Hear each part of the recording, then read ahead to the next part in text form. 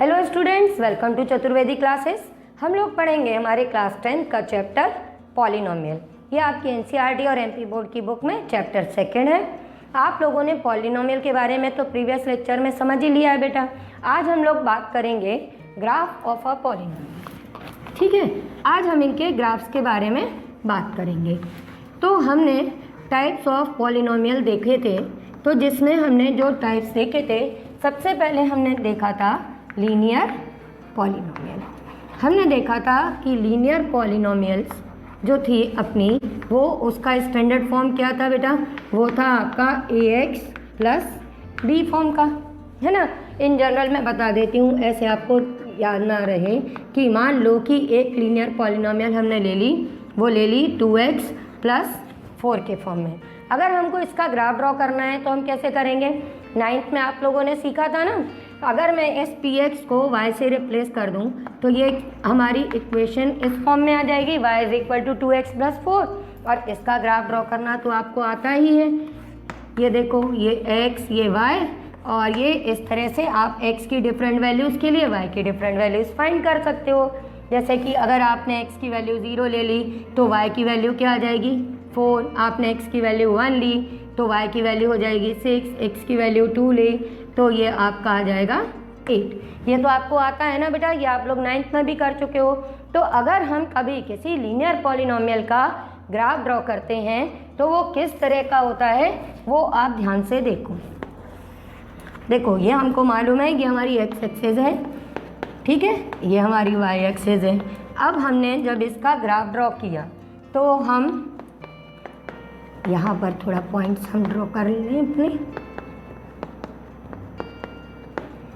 y की value अभी वहाँ मेरी 4 6 8 है, इसलिए मैं यहाँ पे 2 4 6 8 इस टाइप से लिखे ले रही हूँ। ये -2, -4, -6, -8। तो अब हम जब इसका ग्राफ ड्रॉ करेंगे तो किस तरह से करेंगे बेटा? हम करेंगे x0 के लिए y की वैल्यू क्या है? 4। x1 के लिए y की वैल्यू क्या है? 6। x2 के लिए y की वैल्यू क्या है? 8। ये तो मालूम है ना बेटा। अब आप इन सबको ज्वाइन करो। ज्वाइन करोगे तो आपके पास में क्या फॉर्म हो रहा है? यहाँ पर एक स्ट्रेट लाइन। तो इससे हमको क्या पता चला कि जब कभी भी किसी लीनियर पॉलिनोमियल का आप ग्राफ ड्रॉ करते हो तो क्या मिल जाता है? अपने पास में एक लाइन मिलती है। ये बात समझ में आ गई कि पॉलिनोमियल्स जो अलग अलग तरह की पॉलिनोमियल हैं, उनके जब हम ग्राफ ड्रॉ करेंगे तो वो अलग अलग तरह के होंगे। तो सबसे पहले हमने किसका देख लिया बेटा? लीनियर पॉलिनोमियल का। अब हम देखेंगे क्वाड्रेटिक पॉलिनोमियल का। अब क्वाड्रेटिक पॉलिनोमियल के बारे में भी ज़रा देख लो। क्वाड्रेटिक पॉलिनोमियल हमने देखा था कि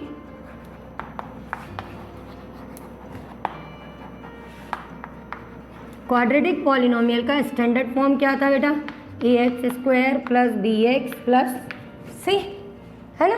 अब हम एक कोई भी पॉलिनोमियल अगर सपोज कर लें कि px is equal to x² plus 3x plus 2, तो ये एक क्वाड्रेटिक पॉलिनोमियल है, क्योंकि यहाँ पर अपने वेरिएबल की हाईएस्ट पावर क्या है? 2 है।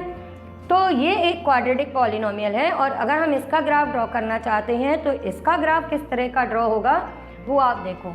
यहाँ पर अपने पास में कई तरह से इस क्वाड्रेटिक पॉलिनोमियल के ग्राफ जब हम बनाएंगे तो कई तरह के बनेंगे।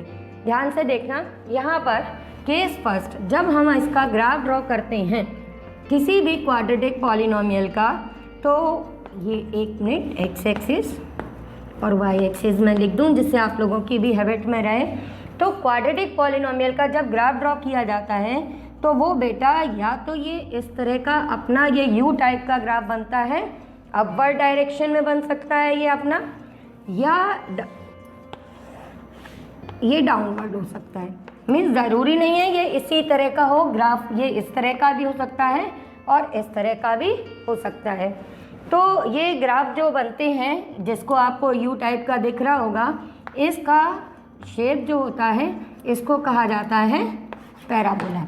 जैसे हमने लीनियर पॉलिनोमियल में देखा था लाइन बनती है, ऐसे ही क्वाड्रेटिक पॉलिनोमियल का जब हम ग्राफ बनाते हैं तो वो एक पैराबोला बनता है।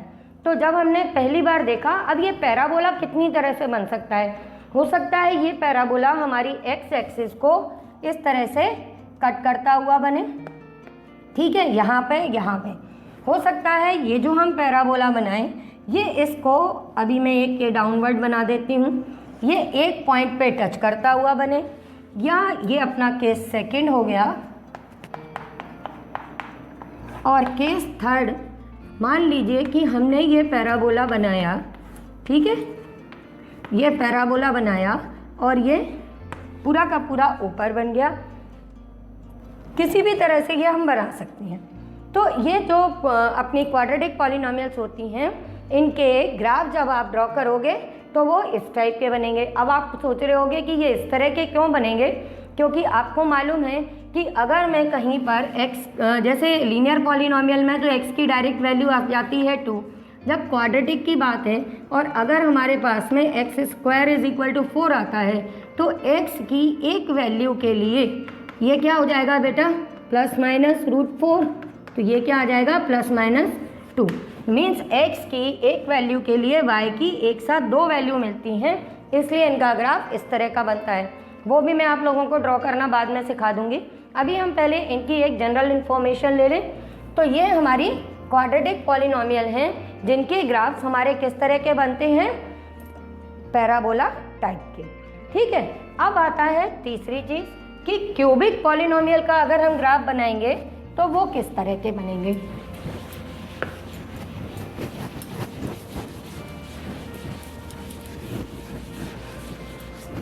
अब हमने बात की अपनी क्यूबिक पॉलिनोमियल की। तो क्यूबिक पॉलिनोमियल हमने इसका स्टैंडर्ड फॉर्म देखा था, ये था बेटा ax³ + bx² + cx + d, है ना।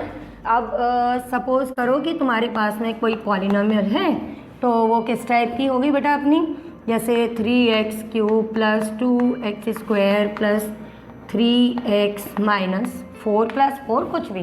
तो इस तरह की कभी भी कोई पॉलिनोमियल है क्यूबिक और आप उसका ग्राफ ड्रॉ करोगे तो यहाँ पर भी आपके पास में 3 टाइप्स के ग्राफ बनेंगे, जिसमें केस 1 आपने मान लीजिए ग्राफ ड्रॉ किया, ठीक है, और ग्राफ ड्रॉ जब किया तो हो सकता है कि वो आपका ग्राफ कुछ इस तरह का बने। केस सेकंड हमने ग्राफ ड्रॉ किया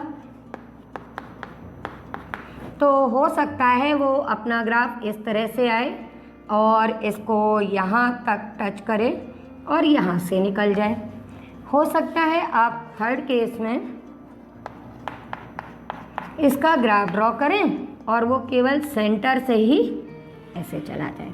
तो ये इस तरह से हम जो मेन अपनी तीनों पॉलिनोमियल्स होती हैं, लीनियर, क्वाड्रेटिक और क्यूबिक, उनके ग्राफ्स ड्रॉ करते हैं। अब आप सोचेंगे कि हम ये ग्राफ क्यों ड्रॉ कर रहे हैं और इनका क्या यूज़ है। तो मैं आप लोगों को बता दूं बेटा कि ये ग्राफ्स बहुत यूज़फुल होते हैं, क्योंकि जब हमको ये ग्राफ बनाने आते हैं तो इनसे हम किसी भी पॉलिनोमियल के ज़ीरोस फाइंड कर सकते हैं, ठीक है। वो मैं आपको अपने नेक्स्ट वीडियो में बताऊंगी। आप लोगों को इसमें कोई डाउट हो तो आप मुझे व्हाट्सएप कीजिए, वीडियो के एंड में मेरे नंबर्स दिए हैं। ओके बच्चों।